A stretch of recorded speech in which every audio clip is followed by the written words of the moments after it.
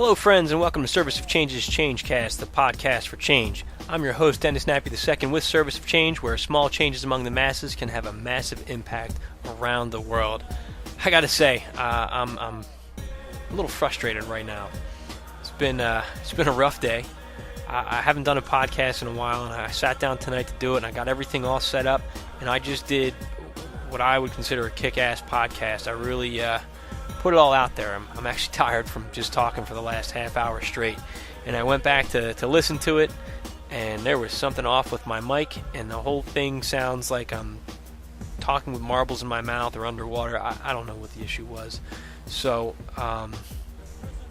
pretty frustrated, to say the very least. So here I am again, though. I started it right again because I think it's important. It's good information I got to get out. Tonight's show is about cop killers and how that affects you, the average citizen, and police officers. This is for you also. Very important for you to listen to this show and to share this with your fellow officers because it's information you're going to want, you're going to need, and things we're going to need to start doing to help prevent more of these shootings that have been happening against our officers. Before I get into that, just a quick recap with me. I don't even remember when the last time I did a podcast was, or a Changecast, as I like to call them. I wish I could do them every night, every week. I really enjoy doing them. I really enjoy talking, and sharing information for change and trying to make a difference in this world. I don't feel like some crazy idealist. I don't feel like it's impossible that I am trying to make a difference and share information and share stories. Through my website at serviceofchange.com.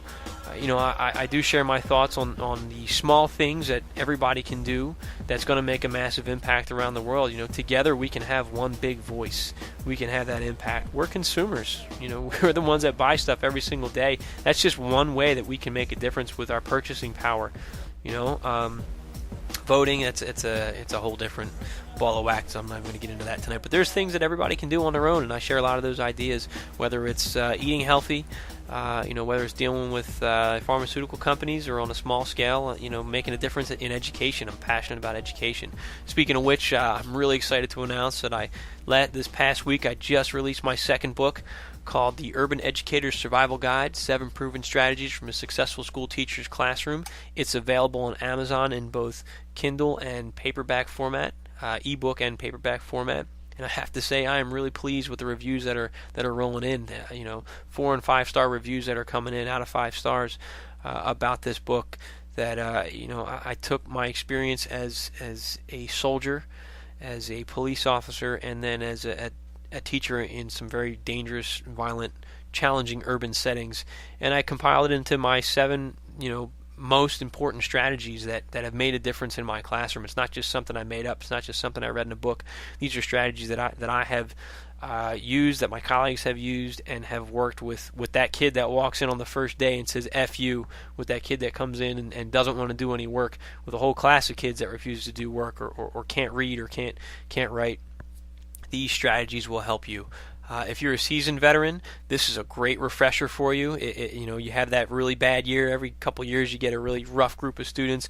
Pick up this guide. It's a short, quick read. You can have it done in about an hour and just kind of give yourself that refresher. And if you're a new teacher, this book is an absolute must-read. I'm not saying it because I wrote it. I'm saying it because I care about education, and I'm tired of seeing it go down the toilet each and every day. Each and every year it gets worse and worse and worse.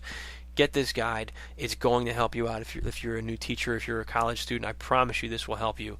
And by all means, don't forget your free resources as well at serviceofchange.com/teachers. Again, serviceofchange.com/teachers. There are free resources. Just all I need is your name and an email address. No money. No credit card, nothing like that, and your information stays strictly with me and with Service of Change. I'm not selling it to anybody. I just want you to have this information to help improve, because by you becoming a better teacher, by your students becoming better students, you're helping to keep the future for my children. I have 2 young children. You're helping to make it safer for them, and that's my motivation for doing the things that I do and for giving things out. And this book is very, very affordable. I'm not going to get rich off of it. The Kindle version is $2.99, and the paperback is $9.99 on Amazon. So please consider getting it, for yourself or for that new teacher out there. Like I said, I have a great show tonight. I have a lot to say. Apparently, I have a lot to say again since I something went wrong with my mic last time. But I'm doing it again. So please stay tuned, and I will be right back with you right after this.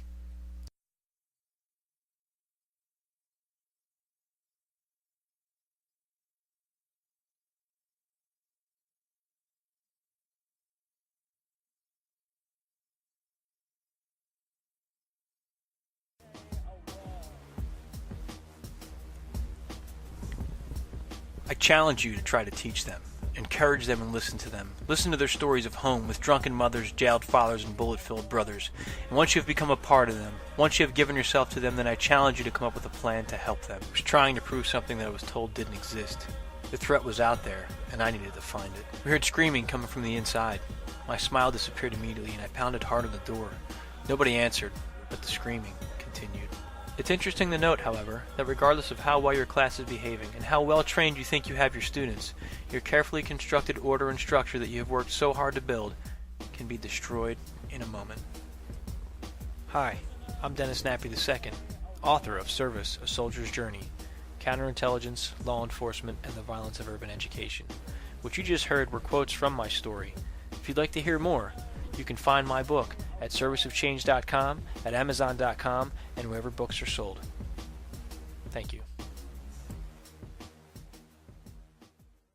Okay, and welcome back to Service of Change's Changecast, the podcast for change. I'm your host, Dennis Nappy II, with Service of Change, where small changes among the masses can have a massive impact around the world. I am really excited to be talking about this tonight. It's a very serious subject that I want to get into. It's based on, I wanted to do this 2 weeks ago.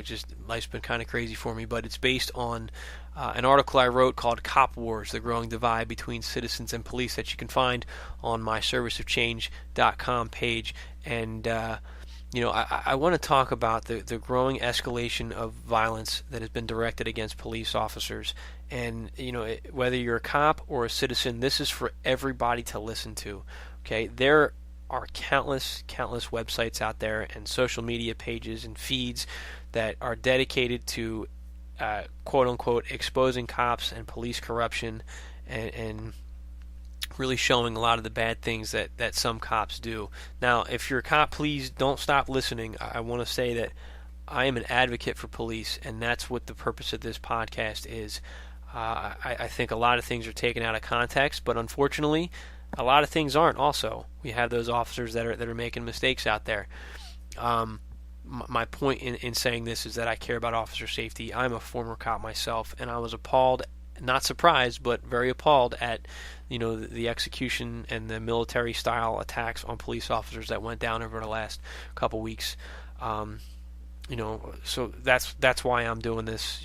My article, I think, really details things pretty well, but it's not enough. So I need to get this out, and I hope that you share this podcast and you listen to this podcast. And by all means, reach out to me. I'll be happy to come in and talk more about what I'm going to get into tonight at your roll call meetings, at your shift change briefings, whatever you call it, whatever you need. You want to correspond through email, Twitter, Facebook. Please reach out to me because this is very important, and it could affect every one of us. To the citizens, if we don't play our role as citizens and somebody's mad enough at police and starts taking shots, guess what? You or somebody you care about might be caught in the crossfire. You may have nothing to do with it, but if you're caught in the crossfire, that's going to be a big problem for everybody involved. Okay, so let's get into this. Why did I start writing this? I noticed last week I wrote this article talking about violence directed against police officers, and I think what inspired it was a man by the name of Justin Bork, who was up in Canada, and he killed 3 officers. He was anti-government. It sounds like he was mentally ill, and just waged war on the police department up there. Took out 3 cops, and they eventually got him. He surrendered, and I think he said, "I'm done," when it was over with. So I put this article out there, warning police officers right away. Hey, listen. We need to do something. We need to change our approach. My goal is community-based policing, and I'm going to get into why I think being a better community police officer is going to stop cops from getting shot. Okay, but what I started to go into was talking about how we need to improve our relationship with the citizens, because there is a growing number of people out there that don't like cops, and there's a growing number of people out there that have access to weapons. And there's a growing number of people out there who are getting organized and who have no problems taking a shot at a police officer or planning an ambush or executing a cop. And this really, when I really started to get concerned about this was a few months ago at the Bundy Ranch, when the federal government stepped in and tried to remove Mr. Bundy's cattle off the government land from grazing out there, and we had people showing up, in droves, armed, defending this man against the police. We had an actual standoff between citizens, private citizens, and police officers. The citizens were armed and were ready for battle. Okay? The police officers, the federal government actually stood down and removed themselves from the situation and prevented what could have been a really serious bloodbath. And I'm glad they made that decision. But we need to understand that that is considered a victory in the minds of the citizens. And I'm not even going to get into their cause, whether it was justified or not. That's a whole different issue. My point is focused on police officers and the growing threat that's out there against you right now. Okay, because if they view that as a victory, they say, we show up with weapons, we may scare the cops to back down. But you got to understand, these people are also ready to use their weapons. And Oath Keepers are out there. A lot of those guys are veterans, combat veterans who have experience, in some cases probably more trigger time than police officers do. Okay, so it's no joke right now what you're seeing going on. So they've got this victory under their belt, and you're starting to see, and as they're talking about it, as I was reading the intel coming through on this incident, there were certain factions of this organization that were there, certain different groups that were forming. Some people were more extreme that wanted to actually engage the cops no matter what. Some people were less extreme, saying, hey, let's negotiate, keep it peaceful. My point is, there are those extremists out there. And I warned the officers, I said, listen, we really need to change our approach and our tactics, because why? Well, you had on, let's see, what was the date here? Looks like June 9th, we had 2 cops that were killed in Las Vegas. What did the 2 shooters say when they killed? And they just walked up to a pizza shop, shot him in cold blood, and then took their weapons. What did they say as they shot him? Revolution. Okay, this couple was part of a group that didn't like police officers and believed we were in a revolution condition. Okay, whether we are or not is irrelevant. Perception is everything, and we need to change our perception that people have of police officers right now, because there are a lot of people who look at cops as the bad guy. Okay, when I was just starting out in law enforcement, a buddy of mine was a state trooper. His name was Felix, and he told me a story how he was walking down the street in uniform one day, and a woman came up to him with her son, who was kind of acting up. He was 5 years old, and she said, you see, you better be good. If you're not good, that man's going to arrest you right there. And he said he was pretty offended by that. He got down on his knee, and he spoke to the little boy, and he said, hi, my name is Felix, and you need to understand that I'm your friend. And if you ever need something, you can call me and I will come help you. And he told me, he said, Dennis, I want that boy to understand that cops are friends. And, I don't want to be known for someone to be afraid of, because that's the truth. Why do we become cops? We want to help people. Are you going to call somebody that you're afraid of to come help you? Maybe if you're desperate, but how do we get so far removed from that? I get it. Bad guys are getting more and more aggressive and violent, but you have to ask yourself why, and what are you doing to make that better or worse? Because every interaction you have with the public, you're either feeding that perception or you're changing it. And I can't stress that enough. And here's why. When I left the police department and I became a teacher, my first year I taught in Southwest Philadelphia. My school, I talked about this in my book, Service. My school was a rough school, man. These are middle school kids. My first day or my first week, a kid tried to stab me with a pencil. I've had desks thrown at me. I've had chairs thrown at me. I had a kid take off his belt with a dinner plate sized belt buckle swinging around his head, try and come at me with it. I've had the entire class of kids stand up and tell me they're coming after me. They say, oh, we're riding, we're going to get them. These are violent kids. They're not afraid of authority. And once I got through to them, once I was able to kind of make some peace with them and actually start talking to them, I would ask them about their interactions with cops, and they always, anytime I brought up police, because I really tried to be an advocate for cops, they all told me they hate cops. And when I would ask them why, every single kid, every single one that told me they hated a cop had a story about how a police officer arrested somebody they cared about, shot somebody they knew, or hurt somebody they cared about. In my head, I know as a cop, there's 3 sides to every story, his side, her side, and the truth. And I know that a lot of times use of force is most likely justified. But you need to understand that whether you're justified or not, the perception that's being left behind on kids and then reinforced in adults who have witnessed this their whole life, is really what's doing you the most harm. You may be justified by the law and by your boss that, okay, it's all right that you brought him down, that you thumped him up a little bit, or that you had to use your taser, that you had to open fire on that person. But how are those kids viewing you? Because what's going on now, especially in your urban areas, is that these kids hate cops because of what their parents are telling them, because of what they're witnessing, and nobody's showing them anything different. They don't care that you're justified for hitting mom with the taser in front of them. They don't care that she may have been holding a knife. Okay? What they need to know is that they can be safe with you and that they can trust you. But all they know is that you're coming after them. And that's a problem, because they care less and less now about authority, because education is not an escape for them anymore. It is so watered down, and I talk a lot about that in both of my books and on my website. They are beyond the state of crisis right now, so they have nowhere to turn but the streets, and it's getting worse, and it's spreading from district to district. Okay, look at Chester. I was in Chester last year. That is a downright war zone. What are we doing to invest in the community as officers, hearts and minds? Because that kid that you scare today, that sees you arrest his mom, may turn around, in 10 years and have a gun in his hand, and you or your partner or your kid might be chasing him. Okay? Or you may be out with your family, and some kid that hates cops, maybe 15 years old, maybe 25 years old, may start shooting at the police officers and may miss and may hit somebody you care about. It's a global issue, and we really need to address it.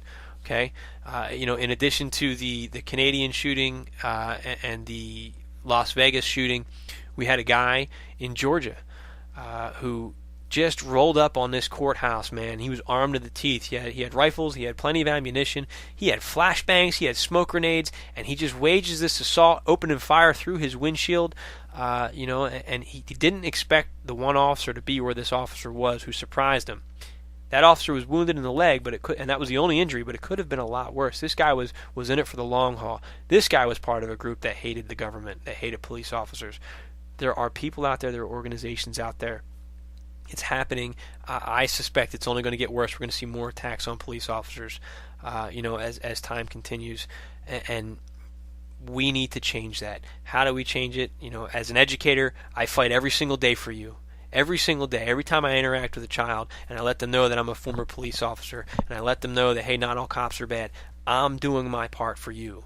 Okay? As a father, as a member of the community, I'm trying my best to bridge that gap. But you need to think every time you interact with somebody, every interaction you have, like I said, it's an opportunity to either further the divide or to close that divide. Okay? What are you going to do? I get it. Your most important thing when you show up, officer safety. Make sure you're safe. Make sure your partners are safe. Make sure the people that are around you are safe. Sometimes you need to come in angry. Sometimes you need to come in guns drawn. Sometimes you need to come in and knock somebody down. Once you're safe, scale it back. You need to separate yourself if for nobody else, for the sake of your life and the life of other officers. Okay, and I'm going to say this from two perspectives. For the safety aspect and for the intel aspect. Before I was a cop, I was a counterintelligence agent with the Army. Okay, and what I was trained in and what I practiced when I was deployed in Bosnia was every single person I meet may one day have information I need that's going to save somebody's life, somebody that I care about. You need to view if you have a problem saying, being lovey-dovey with citizens, and look at it from an intel standpoint. Everybody can help you. And that's what community is. And if you look at everybody as a potential source of information, you're going to change your approach. Bring it down. I've had guys that I have thumped, that I have tased, that I've gotten, in serious fights with. And by the time I get them back to the holding cell and I'm arresting them, I've had them tell me, "You're the nicest cop I've ever encountered. I wish you locked me up last time. Officer, I'm sorry, I understand." Why? Because I listened to them and I treated them like a human being. I didn't have to be a jerk afterwards, because I understand I'm in those neighborhoods every single day. And one day my back might be to that same guy, and he might want his chance to get even or to get revenge. Okay? You need to really start thinking strategically that way, because scaring people is not always going to work. I got into a debate on Facebook the other day. He kind of stopped talking to me after 2 interactions, but he had a picture posted, and it was of a man's face just smashed into the ground, and there was a knee going right into his neck, and it was the knee of a deputy sheriff. You saw the uniform and everything, and the caption underneath wrote, think twice before messing with a deputy sheriff, and that pissed me off. And I said to him, I said, look, I appreciate what you're saying. Don't mess with the sheriffs because, you're a badass apparently, but you need to think about the perception that the same stuff I'm talking about. And I said, look, you really need to think about what message you're sending out here. And his response was, in the age of terrorism, sometimes force is necessary. Okay, tough guy, obviously you don't understand what you're talking about. And it really frustrated me because this has nothing to do with terrorism. That's intimidation, and that's scaring the citizens around you. Do you think a terrorist is going to look at that picture and say, oh, we can't bomb that town because their deputy sheriffs know how to put a knee into your neck? They're not thinking that. You know what they're doing? They're taking that video or that picture, and they're going to show it to that young kid who's impressionable, and they're going to say, cops are bad. Look what they did to this guy. He didn't deserve it. It doesn't matter what the story they tell him. When you see that picture and you give him that kind of backstory, the kid's going to believe it. Now that kid has just been recruited. They're going to give him a gun. They're going to give him a bomb, and they're going to kill people that you care about. You need to think about what you're putting out there. Okay, I understand you're at war. You are at war. When you're out there in some of these neighborhoods, I've seen it. I've been there. It's scary being out there. But when you're engaged in a fight and your backup's 5-10 minutes away sometimes, and you notice there's a crowd of people growing behind you, like happened to me, do you want people who are afraid of you and see you in a vulnerable position? Or do you want people who trust and respect you? You really need to start thinking about that. Think about every time somebody gets shot and you roll up into that neighborhood and say, what happened? They'll say, I don't know. I didn't see anything. Snitches get stitches. Think about it. Wouldn't you like to roll up and say what happened? Or not even have to roll up and people start calling you saying, hey, this is what happened. This is what I saw. I got to give a shout out to Upper Darby Police Department, man. If you follow them on Facebook, follow them on Twitter, they're an excellent example of community policing. They're putting the positive aspects of police work. They put the real aspects of police work when somebody gets arrested, and they throw some humor into it to show, hey, we're people too. But more importantly, what they're doing through that social networking page, it's an opportunity for people to reach out and interact with the officers on that page, mainly whoever the webmaster is, to sit there and to talk to him. And to read his thoughts and his positive interactions with the community, and just showing, hey, I'm not just some guy with a badge who's going to pull you over and give you a ticket. I'm a human being. I have a sense of humor, and he supports people in the community. He gives shout-outs. He shares people's posts and helps them. I know he helped me when I was promoting my book. He sent out a couple tweets on my behalf. That's building a community relationship. That's showing trust between citizens and police. That's showing we're all people and we're all in this together. He goes into the school and he works with the kids. He takes video of him with the kids, and then he puts it up there and shares it with everybody and tells the kids, I'm going to try to make your video go viral. The kids are going to remember that. And if that kid's given a gun one day, they may think twice, going, oh, Officer Friendly was in there last week, or when I was a kid. I'm not going to shoot a cop, because cops are good people. They just have a job to do. We need to really change our approach. We really need to think about what we're doing here. And again, as citizens, reach out to the cops. When they show up, be respectful. Don't make a situation worse than it has to be. If you know something's going on, call 911. Go to a payphone. Buy a throwaway phone. Whatever you need to do if you don't want to be involved in it. Send an anonymous letter if you have information. We all need to start working together. This is not a joke. I'm not overreacting. Go to serviceofchange.com/copwars and read my article on there. And it's going to give you three, maybe, I don't remember if I have 3 or 4 examples of groups in the past year that have stood up and started shooting at cops. What if your kid's standing around when that happens next time? Or your wife or your husband or somebody you know? This is everybody's problem. This is everybody's responsibility. We need to change our approach. We need to change what we're doing. I can't stress that enough. I can't stress how important it is that we figure this out together. To the officers out there that are listening, please share this with everybody. Spread the word. I'll be more than happy to come in if you want to. I do training. I'll come in and I'll talk to your roll call, to your shift change. Reach out to me through my Twitter at Dennis Nappy II. It's Dennis Nappy, II, Nappii. Hit me up on Facebook, facebook.com/Service of Change, or email me, service@serviceofchange.com. Please, we're all in this together. And think about it. Like I said, every interaction you have with the public, it's a chance to either strengthen or weaken the divide between you and the citizens. Do you have to write them that ticket? I mean, I had to do 2 stops a day. Not 2 tickets a day, 2 stops a day. And I mostly wrote warnings unless somebody was really, really messing up, really doing something dangerous. But you have to think about it. How many stop signs do you roll through every day? How far above the speed limit do you drive on your way home? Are you writing tickets for that? Do you need to write a ticket for that? Or a simple traffic stop and a warning with a "have a nice day," change not only the citizens' perception of you, but make a difference. $100 for your average ticket now, $120 with fines and court fees and stuff. That's a big inconvenience for people. If I get hit with a $120 ticket, one of my bills isn't getting paid. And there's people who are a lot worse off than me. So that's a huge inconvenience. Is it worth it for somebody that rolls through a stop sign? We really need to start thinking strategically here, and we really need to start working on improving our efforts, within the community. I have a lot more to say, but unfortunately, I'm just about out of time. Thank you so much for listening and for supporting. Please continue to support. Follow me on Twitter at Dennis Nappy II, Dennis Nappy II. Facebook, and if you've read my books, if you've read Service: A Soldier's Journey, Counterintelligence, Law Enforcement, and the Violence of Urban Education, or if you've read the Urban Educator's Survival Guide, please log on to Amazon and write me a review. It would help me out a great deal. That's all I have for this evening. Again, from the bottom of my heart, thank you very much. I'm Dennis Nappy II with Service of Change, where small changes among the masses can have a massive impact around the world. Today is the day for change. Be that change. Thank you.